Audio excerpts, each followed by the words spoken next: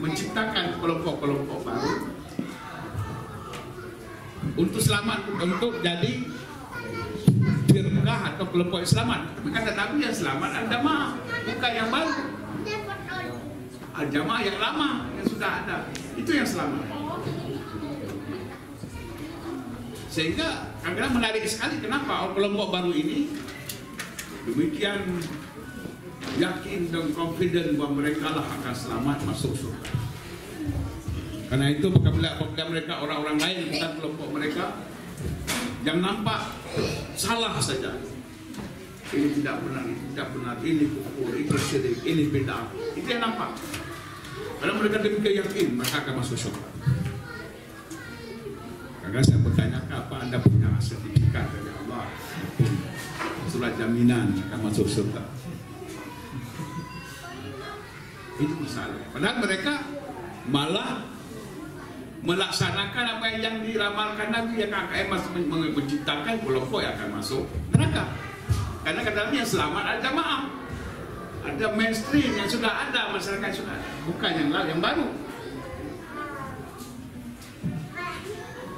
Ini masalah. Kemudian ini adalah hadis Nabi. Allah pun juga sudah mengumumkan sejak masa turun wahyu apa yang akan terjadi. Itu bisa dalam surah Al-Mu'minun.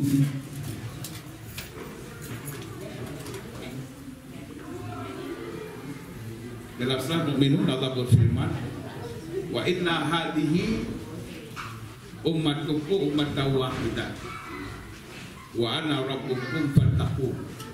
Itu ayat 52. Al-Mu'minun surah 2. Surah 23 ayat 52. Allah berfirman, wa inna hadhihi ummatukum ummatan wahidah wa ana rabbukum fattaqun. Sesungguhnya umat ini atau umat kamu ini adalah umat yang satu, dan aku Tuhanmu, maka bertakwalah kepadaku. Kemudian apa kata Allah habis itu?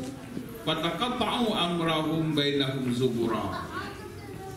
Lalu mereka pun berpecah belah dalam urusan mereka di antara mereka kepada golongan-golongan atau kelompok-kelompok, sekta-sekta atau sekte-sekte. Kullu hizbin bima ladaihim farihun. Dan setiap kelompok, kalau hizbin bahasa Arab itu partai, setiap partai itu akan bangga dengan apa yang dimiliki atau senang dengan apa yang dimiliki. Jadi farir bisa dimakan bangga, bisa juga senang dengan apa yang dimiliki. Ini kata Allah. Dan kita lihat pada hari ini persis terjadi. Manusia atau umat Islam suka berkelompok. Tidak ada satu, nggak cukup buat yang lain. Tidak ada satu buat yang lain. Jadi akhirnya secara otomatis timbullah rasa ta'assub, fanatik terhadap kelompok sendiri. Itu sudah otomatis karena Allah bilang begitu. Setiap kelompok, setiap partai akan bangga dengan apa yang dimiliki. Sebab itu mereka tidak mau bergabung karena masing-masing menganggap mereka lah yang betul. Mereka yang baik-baik, mereka yang disebut firqah najah, yang kelompok akan selamat. Ini semua menganggap diri mereka begitu. Jadi dipedangkan hadis ini, kata Nabi, saya terdapat banyak. Masing-masing yakin mereka lah yang akan selamat. Nah, ini yang perlu dipertanyakan. Kenapa ini bisa terjadi? Kalau kita lihat ilmu keislaman secara kritis, maka kita lihat bahwa timbulnya kelompok-kelompok ini justru sesudah zamannya ulama salaf. Kenapa? Karena hadis-hadis Nabi sudah dibukukan. Dan Nabi melarang jangan bukukan buku, tapi kamu amalkan saja. Dilarang. Sejak dibukukan hadis-hadis Nabi itu, sejak itulah umat Islam pecah. Kenapa? Kalau secara kritis kita lihat zamannya Bukhari Muslim itu kapan? Beliau lahir ke penghujung abad ke-2 Hijrah, meninggal di pertengahan abad ke-3 Hijrah. Ini pertanyaan kita, pernahkah Bukhari ketemu Nabi? Pernahkah Bukhari ketemu sahabat? Pernahkah Bukhari ketemu tabi'in? Juga enggak. Paling-paling tabi'in.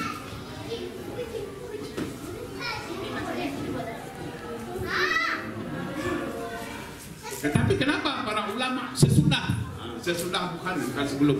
Karena sebelum Bukhari nggak kenal Bukhari siapa. Jadi ulama sesudah Bukhari itu kadang sugesti saja, terpesona dengan metode Bukhari di dalam menyelidiki kesahihan hadis-hadis Nabi. Itu saja. Karena kagumnya, lalu mereka pun menganggap, ini mayoritas ulama menganggap, ulama selalu sunnah, kalau Syafi'i nggak masuk. So, mayoritas ulama sunnah menganggap bahwa Sahih Bukhari itu kitab atau buku yang paling benar, paling sahih sesudah Quran. Tapi ulama-ulama di Afrika Utara lain pula. Kata mereka, kitab yang paling sahih sesudah Quran adalah Sahih Muslim. Ini semua pendapat siapa? Ulama. Adakah hadis ini mengatakan Sahih Bukhari itu paling sahih? Enggak. Adakah ayat mengatakan Sahih Bukhari selesai? Juga enggak. Ini semua pendapat. Kenapa saya sebutkan ini? Karena timbul nanti slogan-slogan, oh kita tidak boleh taklid buta. Jadi kalau tidak boleh taklid buta, orang yang ikut Bukhari itu taklid apa namanya? Bukhari sendiri taklid apa? Bukhari nggak ketemu sahabat, nggak ketemu Nabi, nggak ikut buta. Itu masalah, itu kenyataan sejarah. Artinya beragama itu mesti dengan taklid. Bukan saya menyalahkan taklid. Agama itu mesti dengan taklid. Itu sebab Nabi bersabda, "Sallu kama ra'aitumuni usalli." Kan taklid. Salatlah sebab kamu lihat aku salat. Taklid Nabi. Kita nggak lihat Nabi. Taklid siapa? Taklid ulama yang sezaman dengan kita. Dan seterusnya sampai dari kepada sahabat, tabi'in dan ulama itu.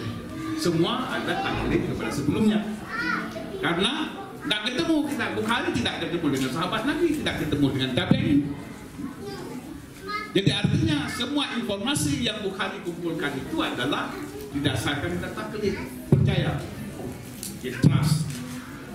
Karena percaya, maka Bukhari menganggap bahwa itu hadisnya ataupun sanad. Tidak mesti hadisnya, sanadnya itu sahih. Sama sanad ketika Bukhari lebih banyak daripada sanad.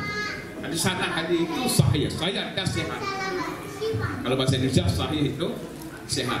Jadi sanadnya itu mata rantai riwayat itu sehat, tidak cacat. Itu hadis sahih. Dan hadis sahih lain nama serat juga benar. Cuma itu saya dua arti sahih dan benar dan sehat. Disebabkan nasihat. Jadi kalau bahasa Indonesia kita kesehatan, sehat.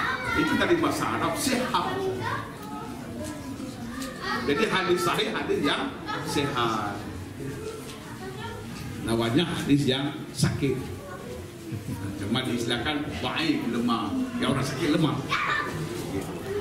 Tapi yang apa yang kuat dan yang lemah itu sanadnya.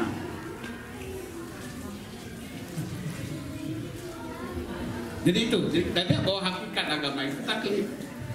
Siapapun mau tidak mau. Itu sebab Allah sendiri suruh kita taklid. Apa kata Allah? Was'alu ahla dzikri in kuntum la ta'lamun. Apa itu? Allah suruh kita taklid. Tanyalah kepada orang yang tahu jika kamu tidak tahu. Karena Allah perintahkan kita taklid.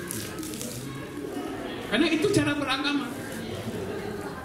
Kita mesti meniru, taklid kita meniru. Ada orang membedakan antara taklid dengan ittiba. Apa bedanya? Kalau kita jalan anak kita ikut kita, ittiba ikut. Berarti anak kita meniru kita. Apa beda ikut dengan ittiba? Nggak ada beda. Cuma sinonim. Cuma untuk membedakan kelompok mereka, kami ini tidak takdir, kami itibak. Itu saja. Padahal pada hakikatnya sama, ikut dengan biru sama. Jadi itu satu. Kemudian juga pertanyaan kritis yang ditanyakan. Kalau agama itu mesti berdasarkan Quran dan Sahih Bukhari, Sahih Muslim atau kitab hadis, maka apa nasib? Bagaimana nasib umat Islam sebelum generasi Bukhari Muslim? Mereka nggak pernah kenal Bukhari. Apakah agama mereka itu nggak benar? Karena nggak ada Sahih Bukhari waktu itu. Itu pertanyaan kritis. Kenapa? Karena ulama-ulama hari ini seakan-akan Bukhari lah semuanya. Sehingga orang menilai benar tidak. Oh, orang ini riwayat hadis Bukhari atau Muslim. Satu, dan orang yang itu pun tidak konsisten juga. Kalau misalnya mereka punya persepsi tertentu, nggak dapat hadis dan Sahih Bukhari dan Muslim, dicarikan kitab yang lain. Itu ditasrihkan, disahihkan, ini sahih. Tapi kita hadis yang lain, kitab yang sama dilemahkan. Kan menarik. Contohnya yang paling populer, selalu kita perhatikan hari-hari, salat begini-begini. Adakah dalil? Nggak ada. Yang ada penafsiran. Dan hadis itu ada dalam Sahih Bukhari juga nggak ada. Ada dalam Sahih Muslim juga nggak ada. Dalam kitab yang lain. Barangkali tidak silap ada Sahih Baihaqi. Jadi hadis itu apa bunyinya lebih kurang. Kalau Rasulullah kata duduk tasyahud itu, beliau mengisyaratkan dengan tunjuknya. Yuharriku, istilahnya yuharriku sabbabatahu yadahu biha. Itu saya hadis. Rasulullah menggerakkan telunjuknya, berdoa dengannya. Jadi perkataan menggerakkan itu ditafsirkan menggetarkan. Kalau kita nggak biasa, nggak bisa susukan, mesti digetarkan. Ya, kalau gerak ya sekali dua kan sudah gerak, ini mesti digetarkan. Itu nggak ada dalam hadis. Ada lagi Allah menggerakkan telunjuknya, berdoa dengannya. Kemudian menurut perawi hadis itu Al-Baihaqi mengatakan maksudnya Rasulullah mengisyaratkan dengan sekali, mengangkat sekali. Kata Al-Baihaqi. Ini sebagai contoh. Jadi nggak ada hadis ini. Yang ada penafsiran. Dan itu nggak dalam Bukhari. Jadi katanya kalau betul soal Sahih Bukhari, kenapa nggak ikut Sahih Bukhari saja? Kenapa cari-cari hadis dan kitab yang lain? Itu satu masalah. Kalau kita percaya bahwa Sahih Bukhari yang paling sahih setelah Quran, jangan pakai yang lain, tapi pakai Sahih Bukhari saja. Namun sebagai yang lain. Jadi ini. Kemudian kita lihat lagi bahwa orang tidak mempelajari bagaimana sejarah Bukhari, yaitu membukukan hadis-hadis dalam disebut Sahih Bukhari. Sahih Bukhari bukan nama aslinya. Itu nama yang dibuat kemudian oleh penerbit. Jadi dalam Sahih Bukhari itu kalau nama aslinya ada kata-kata Al-Mukhtasar. Artinya keringkasan. Sahih Bukhari yang kaitan buku yang paling saya itu keringkasan. Apa artinya? Artinya Bukhari menyembunyikan beratus ribu hadis. Bukan satu dua, beratus ribu disembunyikan. Karena nggak ada Sahih Bukhari itu cuma 4.000-an. Kalau dikira semua yang hadis berulang 7.000 lebih. Termasuk hadis yang berulang. Sedangkan disebut kalau Murad Subki Bukhari mengumpulkan 600.000 hadis. Yang lain kemana? Menurut cerita yang lain saya baca, Bukhari mengumpulkan 300.000 hadis. Oke, kita ambil 300.000. Lebih konservatif. Jadi yang lain kemana? Kenapa saya sebutkan sini? Karena orang sangkakan kalau nggak ada dalam Sahih Bukhari itu bukan hadis.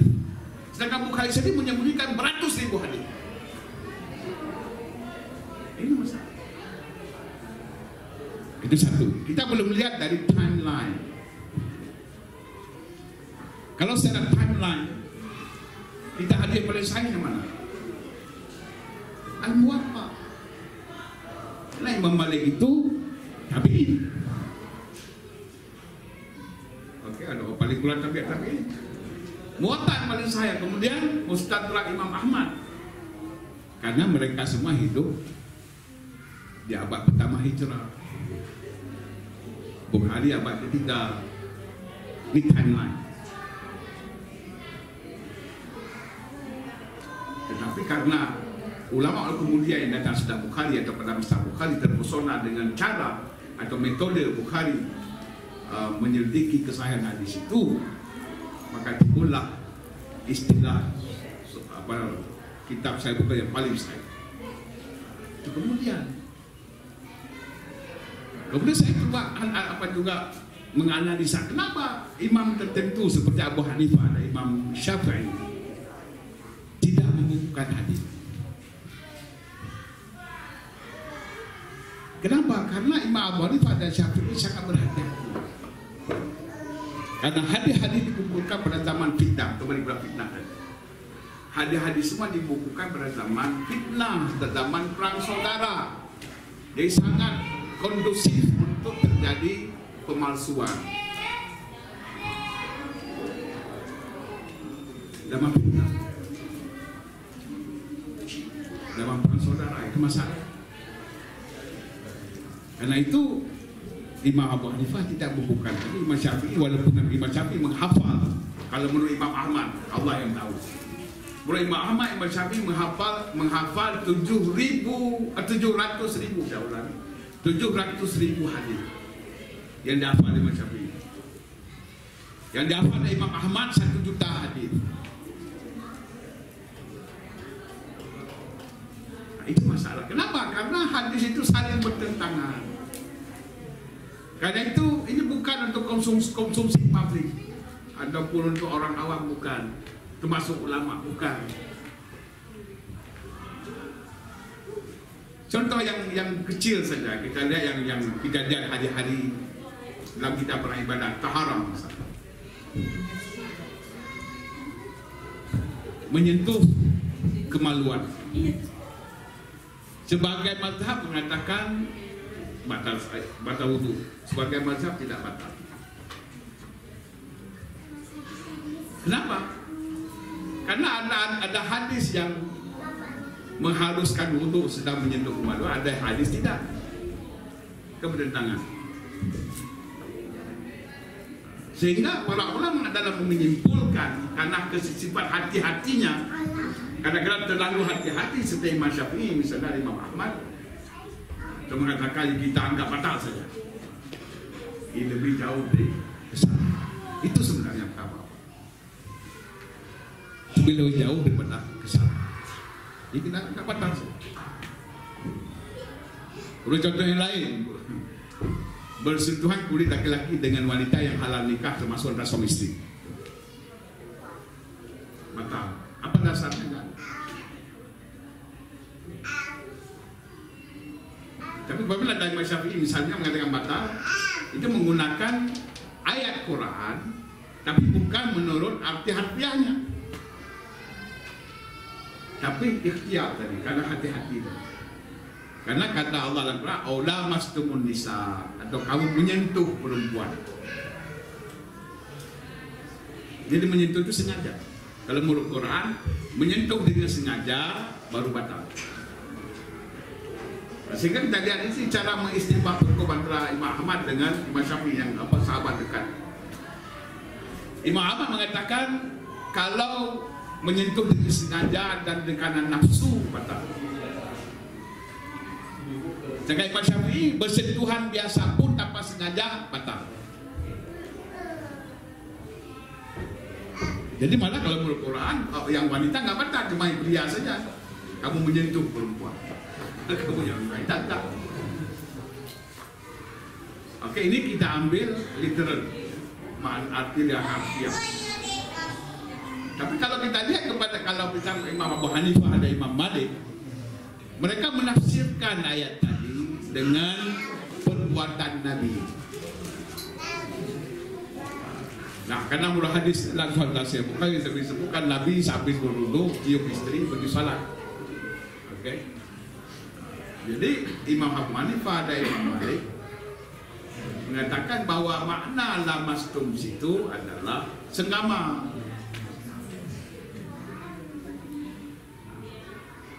Sehingga mereka punya pendapat bahwa itu kalau sentuh biasa nggak batal.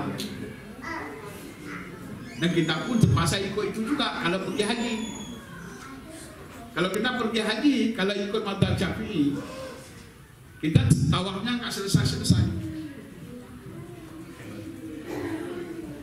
Ya sebab kalau kita jalan mesti tersentuh tadi itu masalahnya. Bukan menyentuh, kita bukan menyentuh. Tapi kalau kita berjalan, kita terpijak kaki wanita. Mana kalau wanita selain wanita Asia Tenggara kakinya nggak pakai kaos kaki. Tangannya waktu dia melenggang kena kita. Ya bagaimana? Jadi di musim haji terpaksa ikut mazhab Hanafi kembali. Nah, itu kata ulama-ulama kita, kalau keadaan itu kita bisa tukar mazhab. Ini sebagai contoh saja, kita tahu bagaimana perbedaan itu. Apalagi hari ini, bila orang sudah, dan orang kadang-kadang slogan sekarang, supaya kita bersatu, kita mesti ikut Quran dan Sunnah langsung. Tidak ikut madhab. Jadi saya akan bertanya, Kak. Saya begitu juga dulu, karena saya sudah bertualang dalam paham agama. Itu saya tahu, ya, di mana lubang-lubangnya.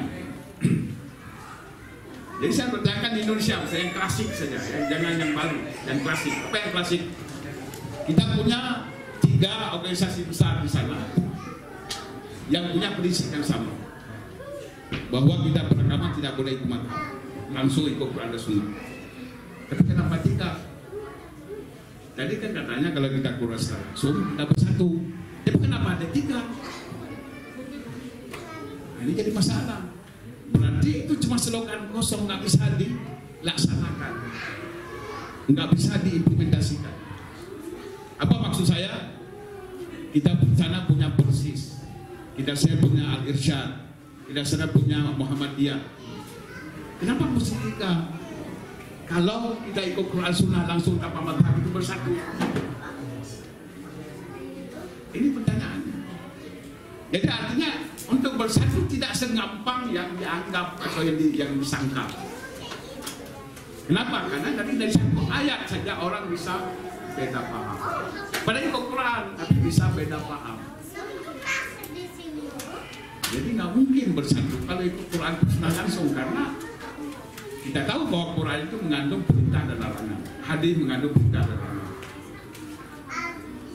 Nanti kalau ada orang Qurani grup yang anti sunnah mengatakan,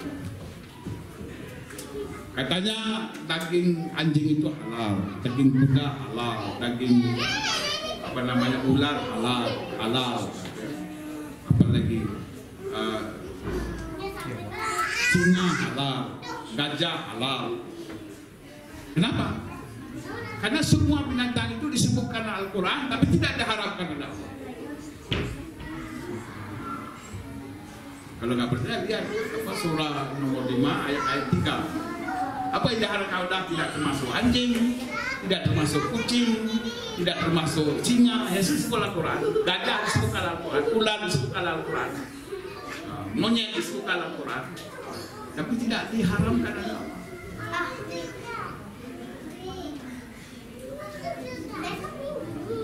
Jadi ketika di mana datangnya hal apa haram yang lain-lain sehingga nanti ada istilah amfibi, yang amfibi apa hidup 2 alam halal apa haram misalnya. Ini kajian yang lain. Ini sebagai contoh sebenarnya. Jadi bukan segampang itu. Itu satu.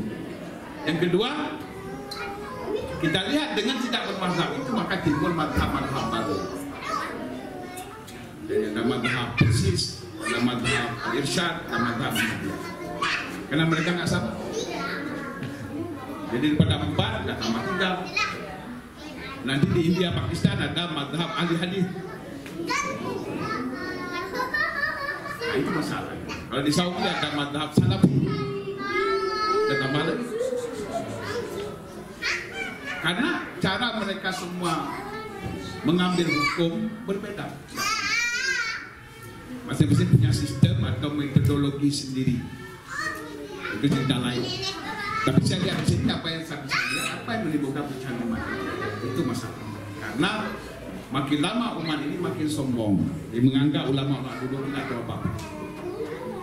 Itu masalahnya. Cuma yang jadi pertanyaan bagi saya, kalau imam-imam atau ulama yang sekaliber Imam Nawawi, sekaliber Imam Syaikh'i, As-Subki, sekaliber Imam Ibnu Taimiyah ikut madhab, saya pula kalau bandingkan dengan ilmunya mungkin pula ada 1% dari ilmu mereka. Mereka yang apa yang ilmunya demikian yang sudah bisa berijtihad, punya ilmu cukup untuk berijtihad sendiri, tapi mereka tidak pernah melepaskan madhab sampai meninggal, termasuk Imam Ibnu Taimiyah. Ini jadi pertanyaan saya. Karena sekarang orang tahu 2-3 hadis, oh sudah jadi mufti.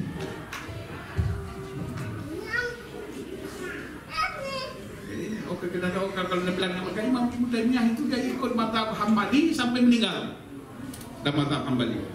Oh dia bilang, oh Imam Taimiyah itu bukanlah mukallid, dia mubtadi'. Dia bukan meniru, dia mengikuti. Dia yang Islam tadi. Jadi bukan taklid, ittiba'. Apapun alasannya, tapi kenapa anda tidak ikut macam beliau? Ittiba' pun jadilah. Tapi kenapa nggak ikut macam beliau? Kenapa sedang kamu bermadhab? Kenapa saya sebutkan ini? Kadang nggak ada orang lain yang sebutkan. Karena saya sudah cukup bertualang, dia cukup bingung. Jadi menyikapi ini semua.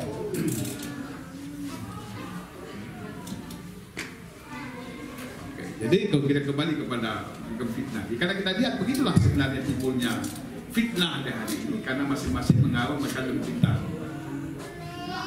Karena itu jalan yang pintas adalah kita ikut akhlak ataupun etiket adab ikhtilaf yang diajarkan Allah dan Nabi. Baru kita selamat, baru kita tidak bingung. Apa kata Allah kepada Nabi yang bersyaitan bagi Rasulullah SAW? Qul kullu ya'malu ala syakilati farabbukum a'lamu biman huwa ahda sabila. Katakan ya Muhammad, setiap orang itu beramal menurut caranya. Karena sesungguhnya Tuhanmu lebih tahu siapa yang lebih betul jalannya, siapa yang lebih benar ikut petunjuk. Allah yang lebih tahu, bukan kita, bukan Nabi. Problem hari ini orang-orang muda terutama sekali yang terjadi tidak bermadhab itu, dan mereka sudah merampas hak Allah. Itu hak menghukum. Kata Allah, Allah yahkum bainakum yaumal qiyamati fima kuntum fihi takhtalifun. Allah lah yang menghukum, yang mengajarkan kamu pada hari kiamat tentang apa yang kamu selisihkan. Sekarang manusia sudah merampas hak itu. Ini problem yang menimbulkan pecah belah. Padahal kalau kita ikut adab yang diajarkan Allah dan Nabi, setiap orang itu beramal menurut caranya. Allah yang lebih tahu siapa yang lebih betul jalannya, bukan kita. Kalau bersikap begitu tenang. Kalau anda yakin begitu, ya buat begitu. Jangan ganggu orang lain. Itu saja. Kan aman. Itu Nabi diajarkan oleh Allah sampai dengan orang kafir pun itu ada adab menyikapi rejection, penolakan, pendustaan. Itu diajar oleh Allah kepada Nabi. Itu sebuah akhlak Nabi Quran. Apa kata Allah kepada Nabi? Wa in kadzabuka Dengar dengan baik. Wa in kadzabuka faqul li amali wa lakum amalukum antum bari'una mimma a'malu wa ana bari'un mimma ta'malun. Apabila mereka mendustakan engkau, hai Muhammad, katakanlah, untukku amalku, untukmu amalmu. Kamu lepas daripada apa yang dilakukan, dan aku pun lepas daripada apa yang kamu lakukan. Ini orang kafir. Kalau sekarang, oh ini bid'ah, ini musyrik, ini kafir. Ini Nabi terhadap orang kafir diajar oleh Allah untuk mengatakan li amali. Bukan kamu kafir akan masuk neraka. Padahal ketika mereka mendustakan kamu, katakan untukku amalku, untukmu amalmu. Kepada orang kafir. Bukan kamu kalau tidak ikut aku masuk neraka, enggak. Itu yang Allah ajarkan. Itu sebab saya bilang manusia sekarang sudah merampas hak Allah.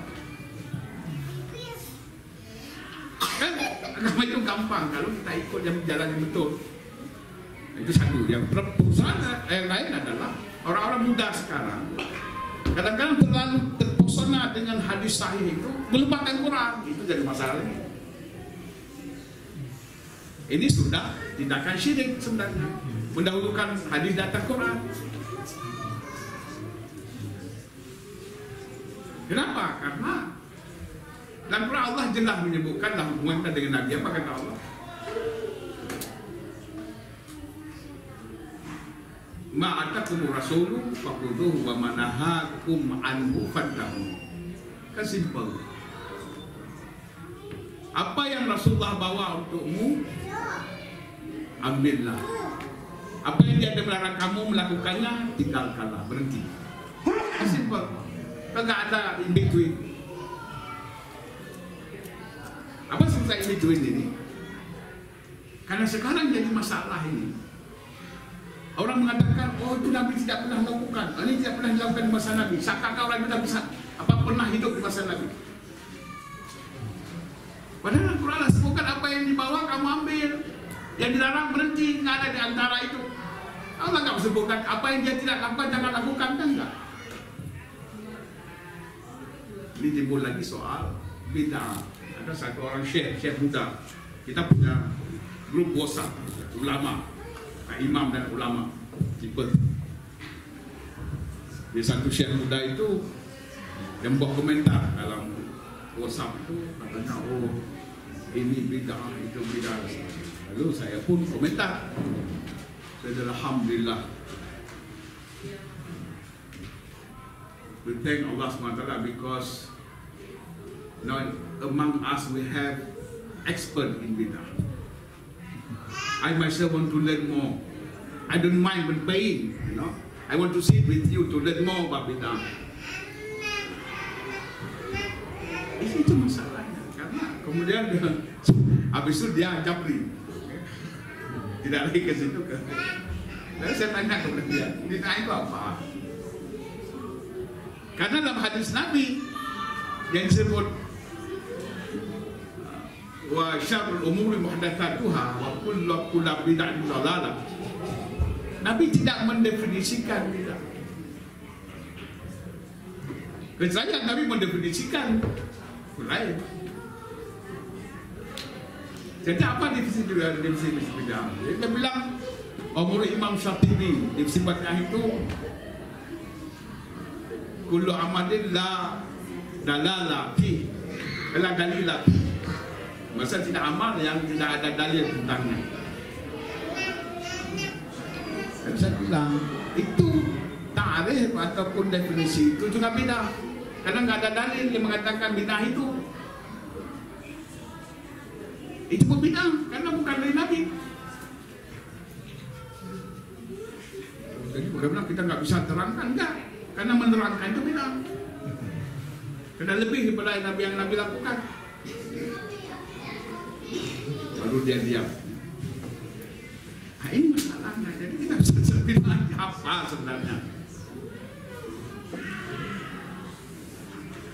Padahal kalau kita kaji, karena ada hadis yang lain dan itu masalah apa yang tidak lakukan. Kan ada hadis sahih, itu ada riwayat Bukhari Muslim.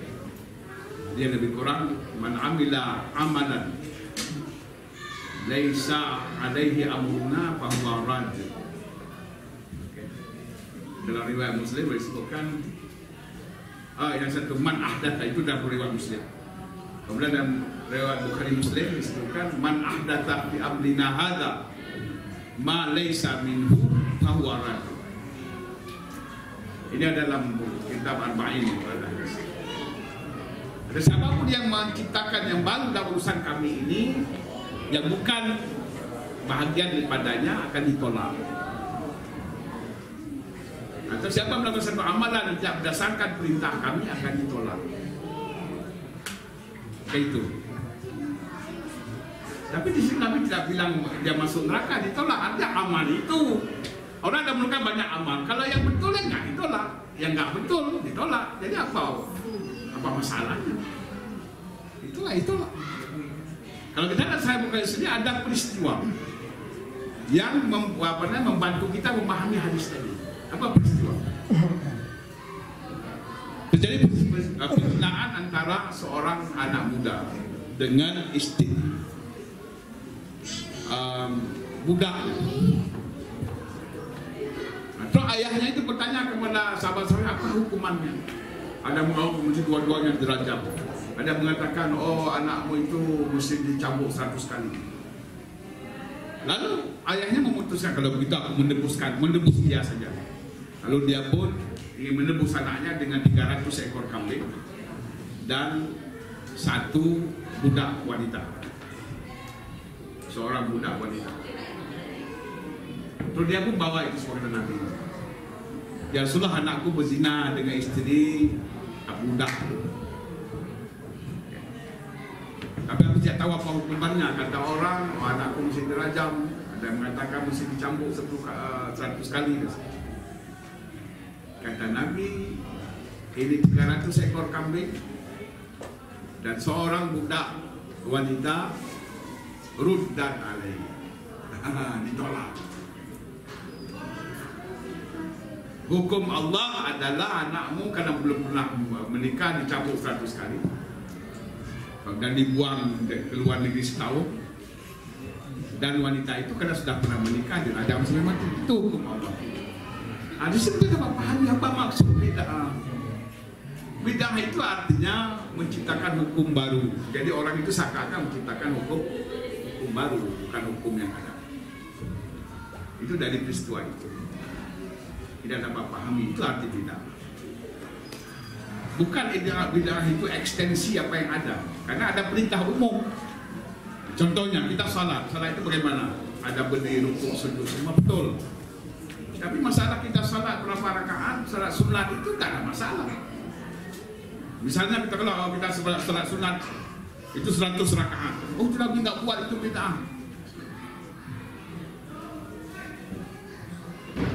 Kenapa? Karena Nabi memesankan kepada kita laksanakan menurut kemampuan.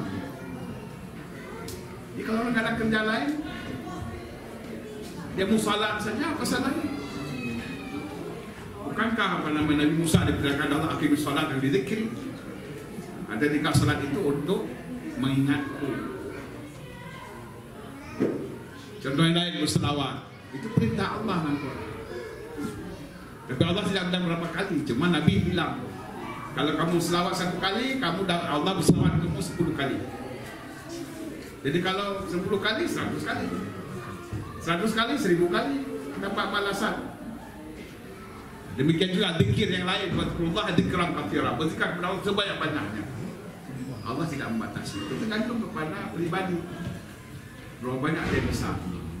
Kemudian seperti saya tutup, mungkin nanti barangkali melalui pertanyaan nanti bisa kita jawab. Juga ada orang tengok orang itu pakai tasbih, itu juga katanya bid'ah. Jadi tasbih itu apa bedanya dengan kalkulator?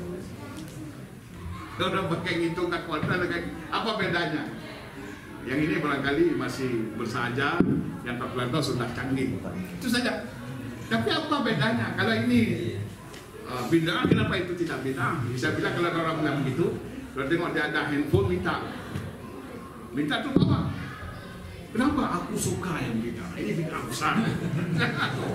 Bawa dan kasih kembali. Begitu saya dulu. Jadi karena saya Ustaz, alhamdulillah kalau boleh saya sampaikan Ustaz bahwa mendekati akhir zaman, fitnah yang nyata disampaikan oleh baginda Rasulullah SAW bahwa umatnya akan terkena penyakit cinta dunia dan takut mati Ustaz ya, dan akan terpecah ke dalam beberapa golongan. Tadi juga Ibu Ustaz menyebutkan bahwa periode pecahnya itu setelah hadis dibukukan Ustaz ya, tidak salah, dan tadi disampaikan juga beberapa contoh penyimpangan. Baiklah Bapak Ibu, kami persilakan untuk bila ada yang mau ditanyakan atau didiskusikan. 3 pertanyaan untuk sesi pertama. Ibu-ibu silakan juga kalau mau bertanya dari atas, dipersilakan. Saya berikan pertama 1 untuk bapak-bapak dan 1 untuk ibu-ibu dulu mungkin pertama ya. Kalau ada tambahan 1 kemudian. Dari bapak-bapak mungkin ada? Pak Yudi, dari ibu ada pertanyaan? Ada, bisa bicara langsung Bu dari atas ya. Nanti saya pakai ini, ya? Oh, barangkali bisa turun ke tangga, nanti saya berikan mic-nya. Dari ibu ada berapa? Ada 1 atau 2? Ada berapa? 1 atau 2? 1 ya, dari bawah berarti 2, silakan. Selain Pak Yudi, ada yang mau bertanya lagi? Sebelum saya oper mic-nya ke bagian perempuan, Pak Yudi ya. Pak Yudi dulu nanti dari perempuan. Assalamualaikum warahmatullahi wabarakatuh. Terima kasih Ustaz, tausiahnya sangat menenangkan hati. Terkait dengan itu juga saya di satu sisi itu sangat-sangat bagus karena kita cenderung untuk tidak saling menuding salah satu antara yang berbeda. Tapi pada saat yang sama kan Tuhan itu juga sebagai Furqan, terus juga pembeda yang hak dan batil. Dan juga kemudian kalau kita lihat fenomena sekarang itu banyak sekali macam-macam. Sekte juga macam-macam yang berkembang. Bahkan ada yang mengaku malaikat, mengaku ini macam-macam. Nah, bagaimana posisi kita? Bisa kita menegaskan bahwa ini benar atau tidak benar? Bagaimana cara kita menyampaikan dengan baik tanpa kita mengambil haknya Tuhan dan Yesus? So, kalau kita nggak lakukan itu juga kita seperti tertahan juga dalam berdakwah kalau kita nggak lakukan. Dilemanya di situ mungkin ada striking the balancing. Terima kasih. Assalamualaikum. Bapak ada pertanyaan lagi? Saya oper dulu ya Ibu. Saya mau tanya jawab dulu. Saya jawab dulu ya. Karena saya ingatkan saya tidak kuat di lupa. Ada satu pertanyaan baik sekali. Karena kita lihat kelompok baru makin bermunculan. Memang kita punya kewajiban amar ma'ruf nahi munkar. Masalah ini ketika kita melakukan karena ini sangat sensitif. Ya, sampai kepada agama ini sangat sensitif. Karena itu kita mesti menggunakan hikmah yang dalam ya, atau cara yang paling bijaksana. Jadi begini, kalau yang terus terpikir bagi saya yang paling baik kita tanya kepada aku, Anda ini percaya kepada Allah tidak? Saya ini bukan siapa-siapa. Kalau percaya Anda ikut kelompok itu, Anda sudah minta pendapat Allah belum? Kalau belum minta pendapat Allah dulu. Kalau memang Allah bilang itu, ikut. Maksudnya dia suruh berdoa, sangat istikharah kalau perlu beribu kali. Kalau kita memang concern benar atau tidak. Kalau perlu beribu kali.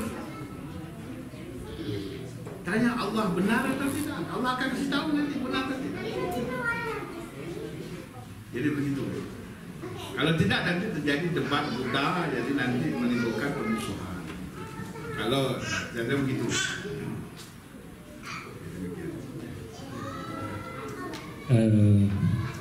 Saya oper bentar ya.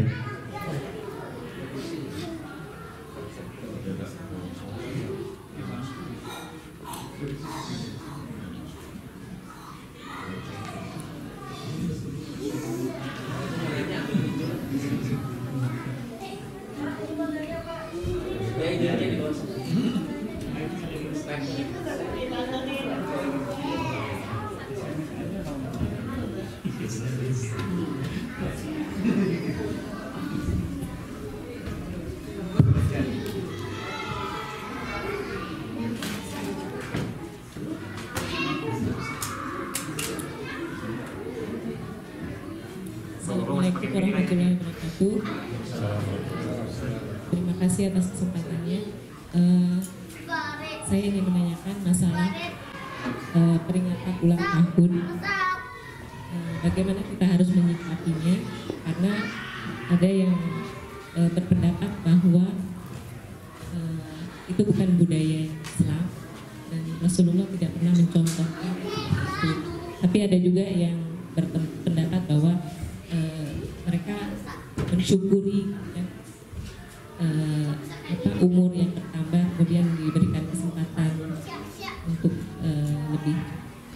lebih banyak beramal dan sebagainya, sehingga acara yang dilakukan juga dianggap sesuai dengan syariat Islam, yaitu misalnya dengan mengundang anak yatim, kemudian ya tasyakuran lah seperti itu. Demikian pertanyaan saya, bagaimana kita harus menyikapi hal seperti itu. Terima kasih. Wassalamualaikum warahmatullahi wabarakatuh.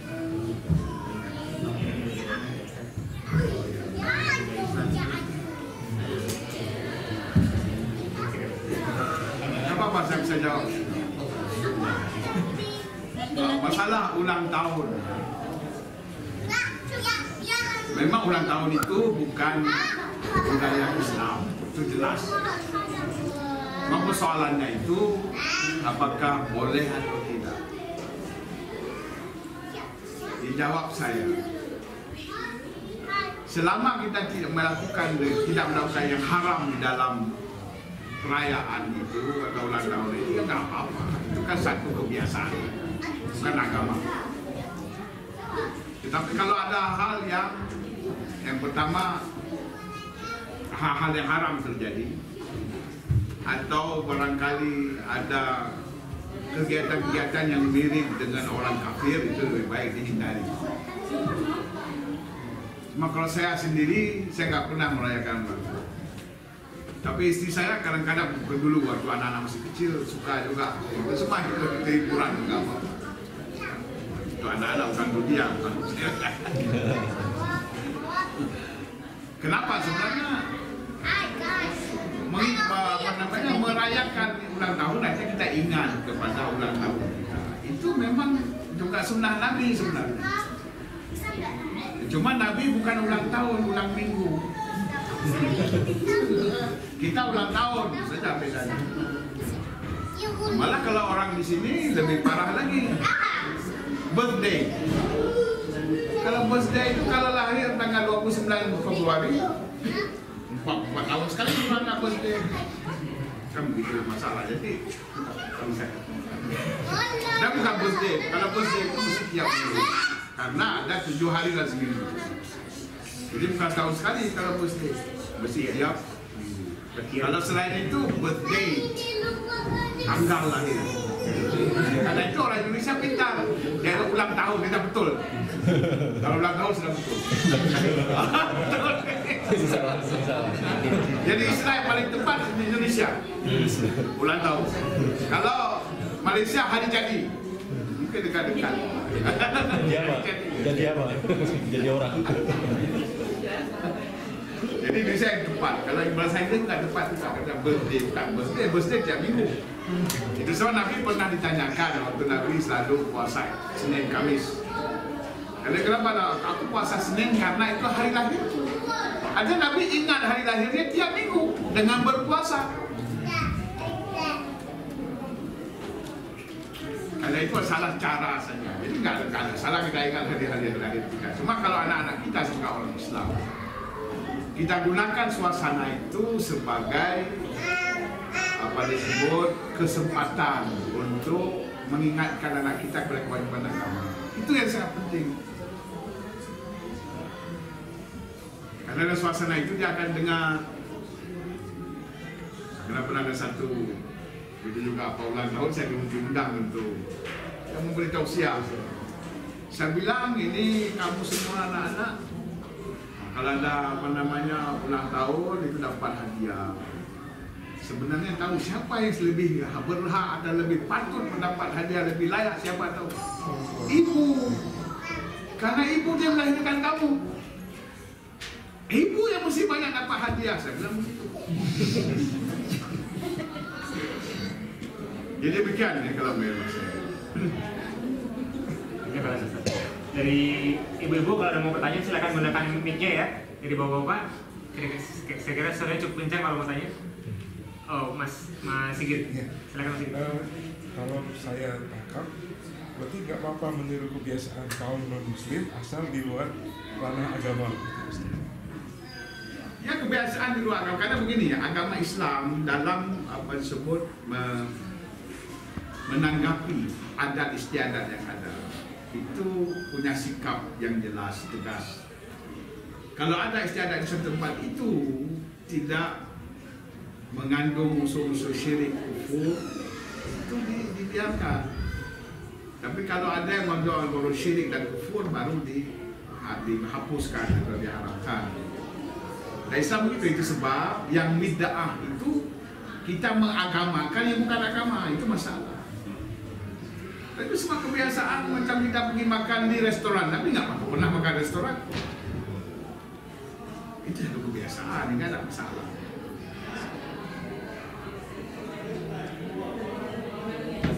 Dari ibu ada lagi pertanyaan? Silakan. Assalamualaikum warahmatullahi wabarakatuh. Pertanyaan saya dua, Ustaz. Yang pertama, tadi kan Ustaz bilang kalau sumber atau awal dari perpecahan itu adalah ketika hadis itu dibukukan atau dituliskan. Lalu Ustaz juga memberikan contoh ulama-ulama mazhab, imam mazhab seperti Imam Syafi'i itu tidak pernah membukukan hadis. Pertanyaan saya, beliau itu kan seperti Imam Syafi'i itu kan juga mempunyai karya. Nah, apakah di dalam karyanya itu beliau tidak mengutip hadis-hadis yang telah dihafal? Atau kalaupun misalnya memang beliau itu mengutip, bukankah itu juga berarti termasuk kategori membukukan? Itu yang pertama. Lalu yang kedua, bagaimana untuk menggalang persatuan umat menurut Imam Jalil? Ya, jadi satu pertanyaan juga sangat baik. Masalah Imam Syafi'i, saya bilang Imam Syafi'i tidak membukukan hadis.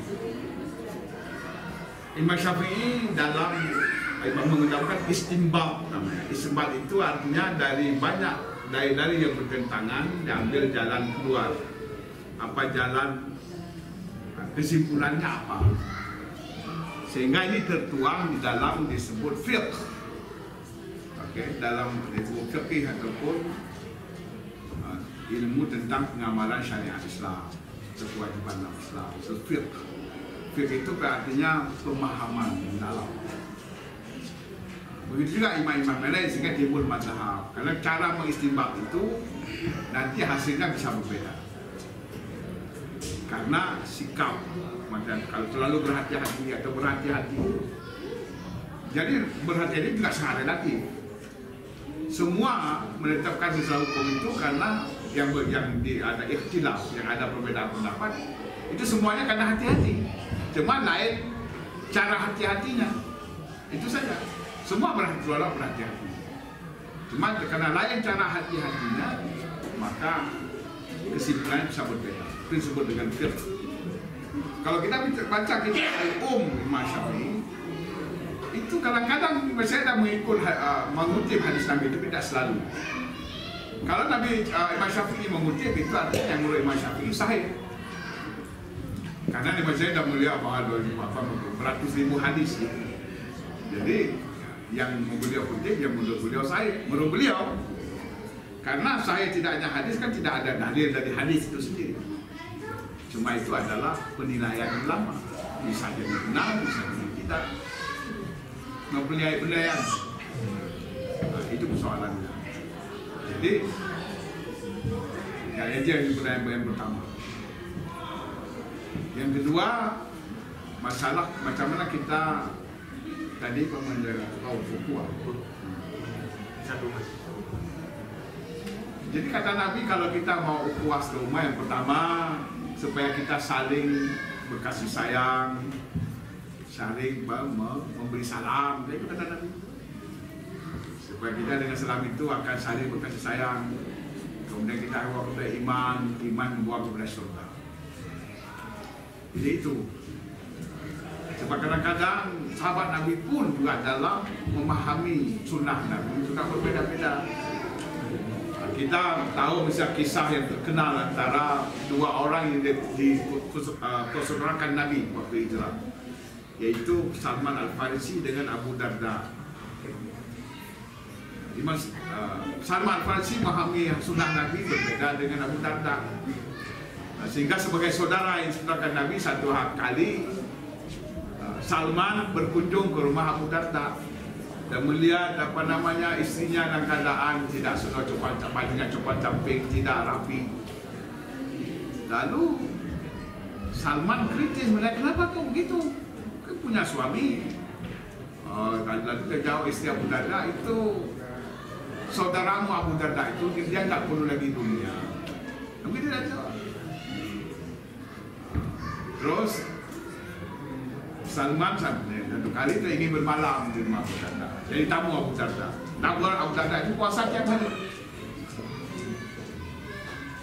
Jadi siang di sana, malam di sana. Apabila dia dia sebagai tamu itu disajikan makanan. Kata Salman, kalau kamu tidak makan, aku tidak makan. Terus buka puasa, dipaksa. Ini contoh ya. Budak-budak serba buka. Kemudian tidur malam hari. Abu Darda nggak tidur di malam. Kata Salman, tidur dulu. Abu Darda dia pura-pura tidur dulu. Belum tidur, nanti aku bangunkan. Sudah tengah malam, baru sekarang bangun. Tahajud, tidur. Kemudian tidur lagi. Jadi begitu. Jadi kata Salman, tubuhmu punya hak terhadap kamu, keluargamu punya hak terhadap kamu. Kamu mesti tunaikan. Bukan hanya hak Allah. Lalu Abu Darda merasa tidak puas. Lalu bertemu dengan Nabi. Kata Nabi, benar apa yang dikatakan Salman itu. Dia sebagai contoh. Jadi para sahabat pun bisa beda pendapat. Kemudian kita lihat hadis-hadis juga kejanggalannya lain apa? Saya tanya, sahabat Nabi yang paling rapat siapa? Abu Bakar. Abu Bakar. Pernahkah? Paling rapat. Ya. Pernahkah Anda membaca satu hadis yang diriwayatkan melalui Abu Bakar? Pernah? Itu satu pertanyaan, tanda tanya. Kalau Umar ada, tapi hanya beberapa, tidak banyak. Yang banyak di siapa? Abu Hurairah. Kalau kita baca Sahih Bukhari itu Abu Hurairah mungkin tiap halaman. Ada juga sahabat lain baca Ibnu Abbas, Ibnu Umar, Ibnu Ammar, Syaiban dan sebagainya. Syaiban ada, tapi tidak sebanyak Abu Hurairah. Dan Abu Hurairah sendiri pernah dikritik di masa hidupnya, dan beliau menjawab, karena aku tidak ada kerja apa-apa cuma di masjid saja. Aku selalu bertemu Nabi, itu aku banyak mendengar hadis Nabi. Dan Abu Hurairah itu orang miskin, dia nggak ada kerja, nggak ada keluarga, tinggal di masjid, di pojok masjid. Sebab itu selalu bertemu dengan Nabi, tapi kadang-kadang Nabi itu memesankan, kalau ini aku sampaikan belum bisa, jangan. Nanti mereka bertawakal atau pasrah. Orang yang berkata la ilaha illallah masuk surga. Ini bisa jangan. Nanti orang mendengar dia salah, tapi dia pasrah. Jadi nggak buat amal lagi. Udah baca la ilaha illallah sudah cukup. Itu masalahnya. Jadi artinya ada hadis-hadis yang Nabi sampaikan kepada sahabat itu untuk sahabat itu. Ada yang untuk umum, tidak semuanya sahabat. Untuk umum. Itu yang kita perlu perhatikan. Sebab setiap guru itu dia tahu siapa muridnya. Yang lebih kuat dikasih lebih banyak, yang kurang kuat kurang. Begitu, itu namanya kebijaksanaan. Jadi begitu sebenarnya. Jadi kembali jadi kita ini masih saling disebut husnul dzan baik saja. Karena bukan kita yang hukum Allah dia benar atau tidak, kita baik saja. Itu saja. Sebab apa kita lakukan, kalau salah-salah bisa menimbulkan permusuhan, masalah lagi.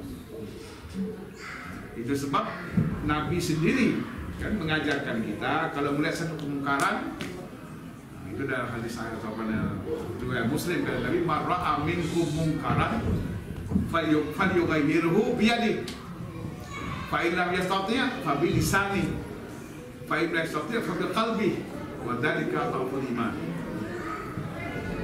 Jika siapa dan kau melihat satu kemungkaran, maka hendaklah merubahnya dengan tangannya. Allah menggunakan, Rasulullah menggunakan istilah falyughayyir, mengubah. Dan dia mengubah kemungkaran itu dengan tangannya. Kalau dia tidak sanggup maka dengan hatinya. Kalau dia tidak sanggup maka dengan lidahnya. Saudara melihat satu kemungkaran, kalau dia mengubahnya dengan tangannya. Kalau dia tidak sanggup maka dengan lidahnya. Kalau dia sanggup dengan lidah maka dengan hatinya. Dan itulah selemah-lemah iman. Artinya kita paling kurang membenci kemungkaran itu, tidak setuju dengan apa yang dilakukan. Jadi begitu. Jadi Nabi mengajar kita berkemampuan. Jadi kalau sebut tidak sanggup itu kan pertimbangan. Ini mungkin dia kuat kalau pakai tangan, kita dihantam nanti kita kalah. Begitu juga nanti dengan lidah. Mungkin kita kalau ngomong dia marah nanti jadi masalah juga. Maka ada satu jalan keluar lagi, hati. Jadi menurut situasi. Barangkali satu pertanyaan terakhir sebelum kita tutup, silakan Pak Yudi. Assalamualaikum warahmatullahi wabarakatuh. Tadi dikatakan Bukhari menyembunyikan hadis.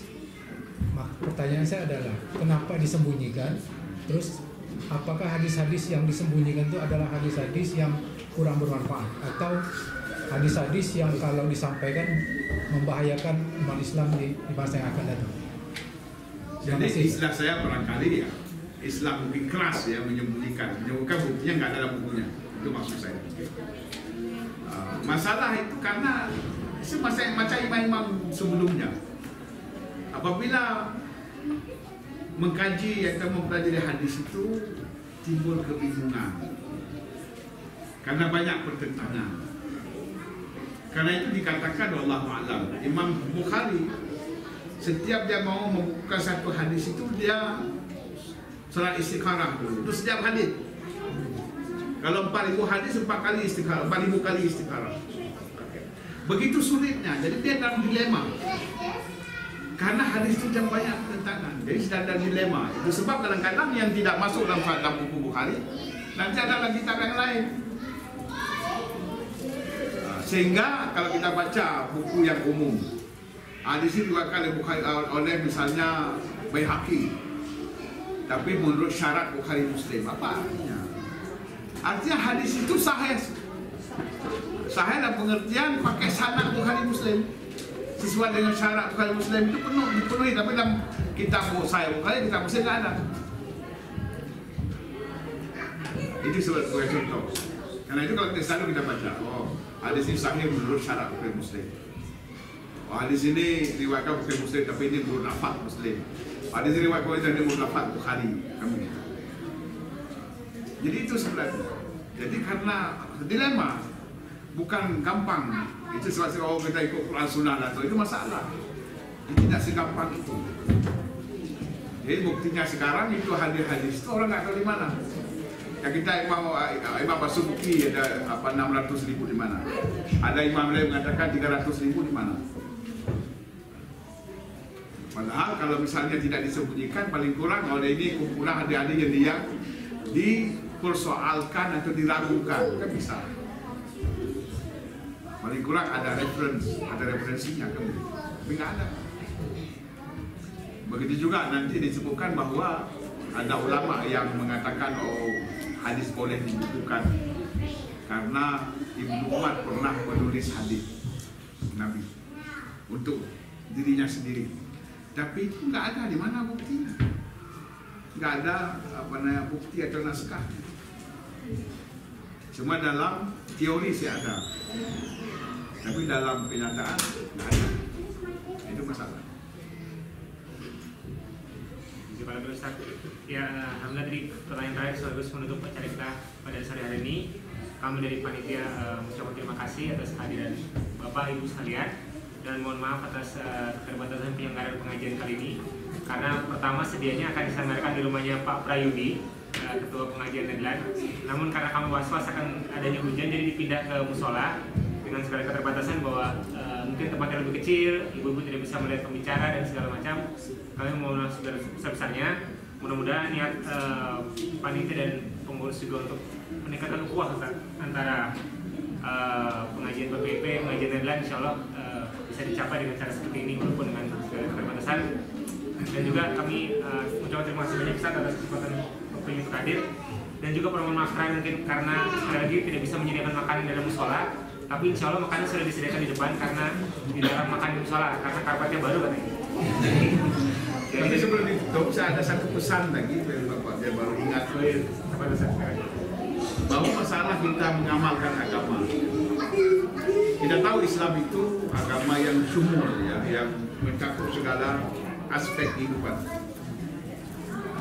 Sebab itu dalam mengamalkan agama itu kita lihat ada orang sangat semangat, misalnya pada pelihara janggut macam saya, ada semangat itu. Ada semangatnya lain lagi. Ada macam wanita semangatnya tutup muka, ada semangatnya pakai kerudung biasa, ada semangatnya tidak pakai apa-apa kan ada.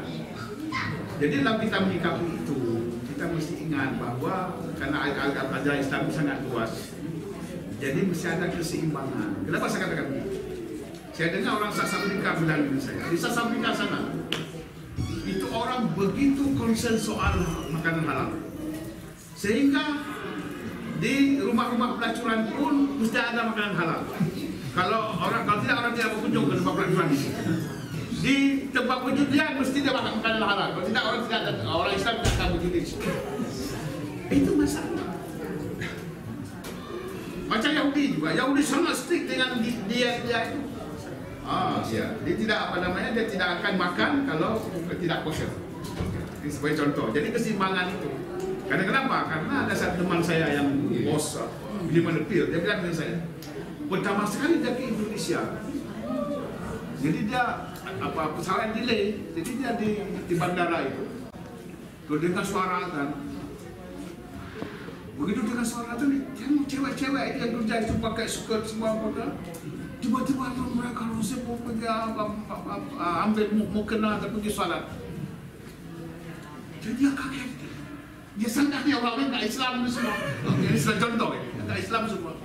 Sedangkan di Timur Tengah ada bilang orang yang tutup pun tak salat. Ini sebagai contoh. Jadi kita dalam agama ini ada keseimbangan. Itu antara dia dengan Allah. Oh kita kasih nasihat, bisa saja ada itu memang dianjurkan, tapi kita jangan menganggap remeh orang itu atau menganggap hina. Karena dia tidak mengamal agama seperti kita. Itu sangat penting. Contoh tidak tadi disebutkan. Terima kasih dan mudah-mudahan kita untuk membaca alhamdulillah dan doa penutup majelis. Subhanallah wa bihamdihi asyhadu an la ilaha illa anta astaghfiruka wa atubu ilaik. Assalamualaikum warahmatullahi wabarakatuh.